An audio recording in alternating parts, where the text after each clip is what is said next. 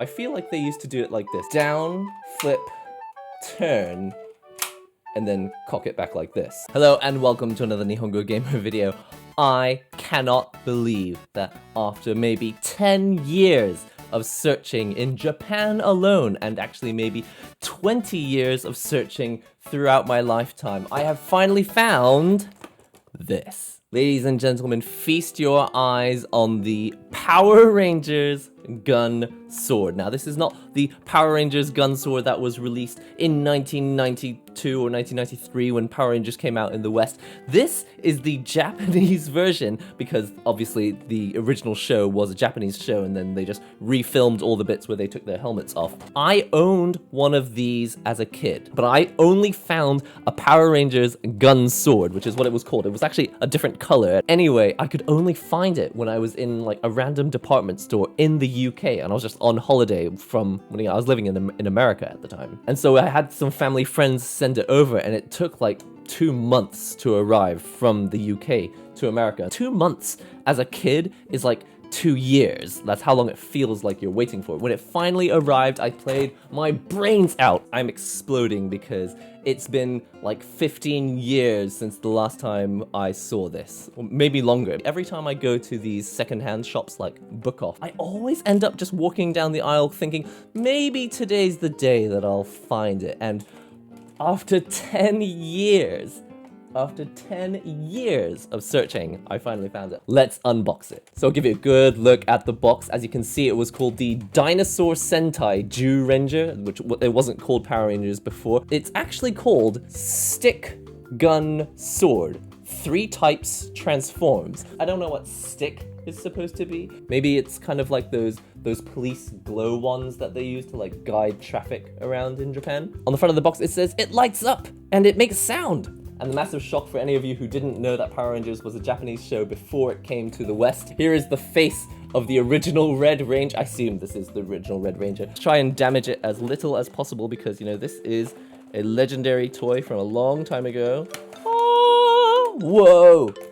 And what's funny is, like, you know, obviously it's a used product. So this toy has probably been played with for 20 years by who knows how many individuals. Well, there's a lot of stuff in here, but let's just take out the main event.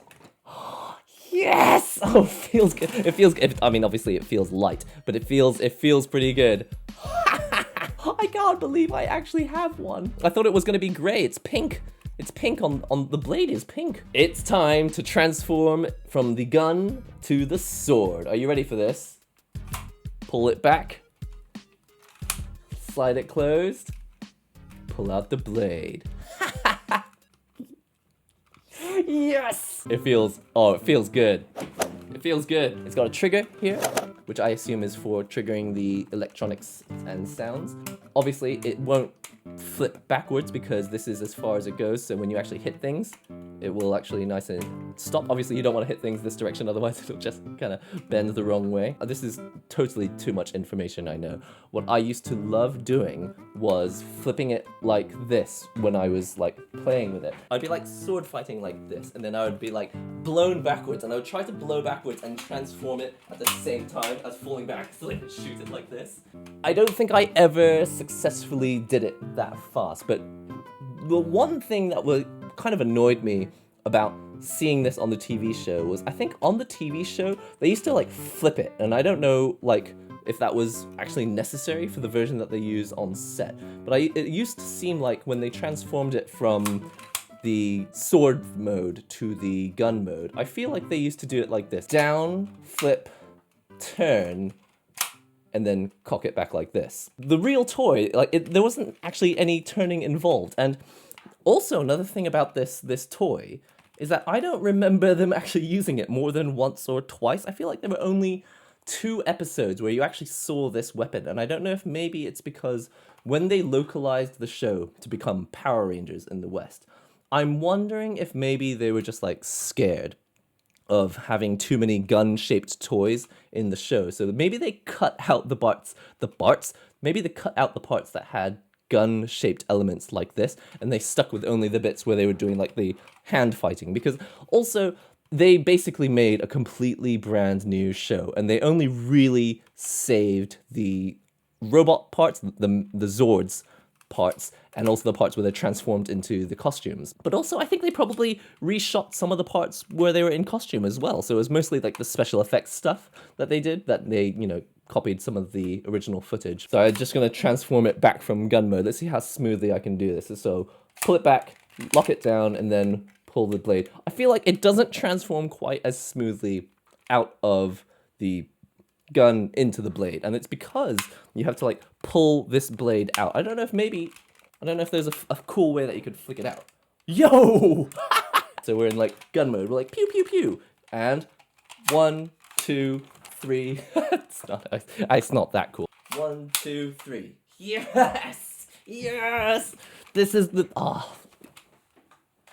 There's only one way that this could actually improve and become even better, and it would be if I could get my hands on the original Western version, because although I do think it's very cool to have the original one, I feel like the Western version, this part was red. I can't remember. I feel like this part was red and it had like a black sticker, and I feel like the blade was actually blade colored as opposed to this kind of erotic pink or whatever this is supposed to be. This is what you can expect from a secondhand toy in Japan. You can expect it to be in absolutely sterling perfect condition. I realize I forgot to give you a good close look at it. So this is in sword mode. I'll just give you a quick look from here.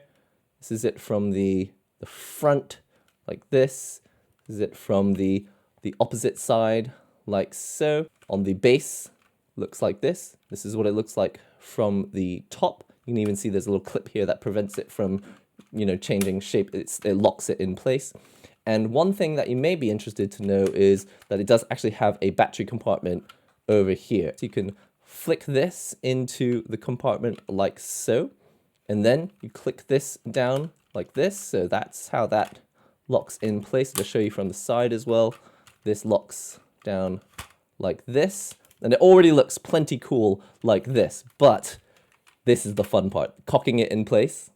Like this, design-wise, whoever designed this is a genius, because this is, you know, it has elements of like a realistic gun, but it's so cartoony and toyish that it doesn't look too threatening. So it's like a good balance of, you know, being something that you would shoot, but not reminding you too much of actual real world violence. I feel like that was always one of the elements with the Power Rangers series, is that parents weren't sure if they should let their kids watch it, because it's like, yeah, you know, it is obviously a children's show, but they are doing proper fighting moves, you know, and like those guys who were on the show, they did proper karate, and they actually, I think, didn't Tommy go on to like run his, sorry, Jason David Frank, was that his name?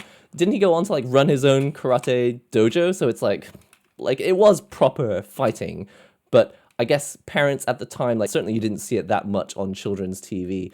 And so it was just like kids were going around kicking each other without being properly supervised. And I had the videotape. I had the videotape where you could actually like learn from the cast of Power Rangers and actually do karate moves. Like I watched the videotape and I learned karate, which when you think about it is actually quite dangerous, because I didn't learn to, I mean, obviously they had stretches in it, but like there are a number of ways that you could injure yourself doing a roundhouse kick without proper supervision. You can see that it also comes with a holster. This is a sort of soft piece of plastic. I don't want to bend it too much in case it breaks, but it's got a sort of soft plastic holster. And what is this? This is a quality item. This is a vinyl belt that you can wear. You can be sure that this would tear, but incredibly, by the way, I forgot to tell you how much this cost. This cost me 5,800 yen, which is something like $52, $53. I wonder if this fits around my waist. No, my dreams are shattered. I can't fit it around my waist. Maybe if I hold it around my, what do they call this? In Japanese, there's like a special word. I don't want it to break. Maybe I'll try that again in a moment. What is this? Jew Ranger. This is so lame. This is a Jew Ranger pin. Why did they include this? This is the lamest thing I've ever seen. Well, I guess if you don't have the costume, you can still kind of pretend that you were a Power Ranger? Oh yeah, I don't have the costume, but I am clearly a Jew Ranger now. And last but not least, something you can, oh no way, you can attach this to the belt. Oh, this is not bad. This is not as tacky as I thought this was gonna be. It's actually got a fair amount of thickness to it. The Red Ranger Power Morpher Tyrannosaurus! I don't think this would be a complete test without actually wearing all of this nonsense. So, put the holster on to the belt like this. It's very important that I don't breathe while putting this on because if I breathe, the vinyl might break. All right, and then this is going into the holster with obviously with the blade in because I don't want to stab myself. Yes! This is the silliest thing I've ever done. I don't know if there's like a fast way to do this, but it's like, maybe if I can like pop it out like this, out like that. Yeah! Then when I want it in blade mode, 1, 2, 3. Okay, I literally cannot breathe. I gotta take. Oh god. I swear they actually did it in a TV show like this. I swear it was just like 1, 2, 3, 4. I swear that's what they did in the show, but who knows? Maybe they didn't. Pew, pew, pew. Oh, I forgot to try out with the electronics. I can't believe it. I found a 9-volt battery. I'm excited about this. All right, it's in. Yes, it works. See if it works better in the dark. I'm both happy and kind of disappointed. Disappointed because it's a really annoying sound. Maybe the battery's half dead, or maybe this is actually the sound it's supposed to make. I have the feeling this is the sound it's supposed to make. It's not bad, actually. I'm warming to it. One thing I am glad about is that it's not the default sound that came with every single cheap toy in the 90s, which was it was every single gun-shaped toy had the same sound in it, and it made like 6 different sounds, but it would do them in a row. Like the longer you held down the button, it would just go pew pew pew, and then it would cycle back to the first one like it's a gun. Why is it making the sound of a bomb, which is like falling from the sky? Clearly, I'm not shooting bombs out of this gun-shaped toy. That used to frustrate me a lot as a kid. So I'm very glad that it doesn't make that sound.